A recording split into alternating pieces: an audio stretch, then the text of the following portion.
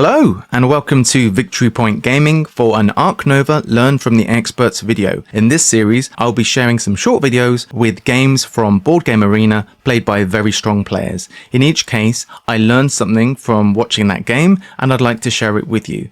In this case, I'm watching a game played by the very strong player BDWSSBB. As you can see in this first round of the game, they have taken the America's Handshake, they have snapped the Predator breeding program, and their plan is going to be to play this thing down and then hopefully do the Predator breeding program soon after. They play the animal, they decide to send the association action to the bottom. I start to think at this point maybe they are trying to advance the break. They cannot play their science lab yet, so that makes sense. They decide to X away the build card.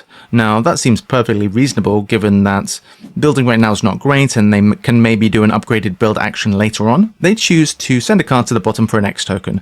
Now, generally speaking, that's an action I try to avoid. It makes sense that Ark Nova is kind of a race game. You're trying to get as many points as possible as fast as possible in a game. So usually sending cards to the bottom for an X is not part of that. The opponent is building a size 1 and then BDW sends the animals card to the bottom. At this point I start to think, okay, they are planning to sponsor for 7 and cause a break, right? They have the 2 X tokens, they have the sponsor card here. What happens now is that the opponent decides to break for 4, which means that BDW is able to play the sponsors card and get 3 X tokens. Because BDW is starting the round almost able to associate and with 3 X tokens in hand, it means that they have the situation of being able to take a worker as their conservation bonus and know that they're basically guaranteed to use that worker, which I thought was a really interesting thing. At least I don't know if that was planned, I don't know if it was accidental, but I found it to be very, very interesting. They take their cards action, their opponent goes ahead and uses the card action, putting the break on 4 of 9, but we have no fear at this point. We're able to associate, taking the new worker,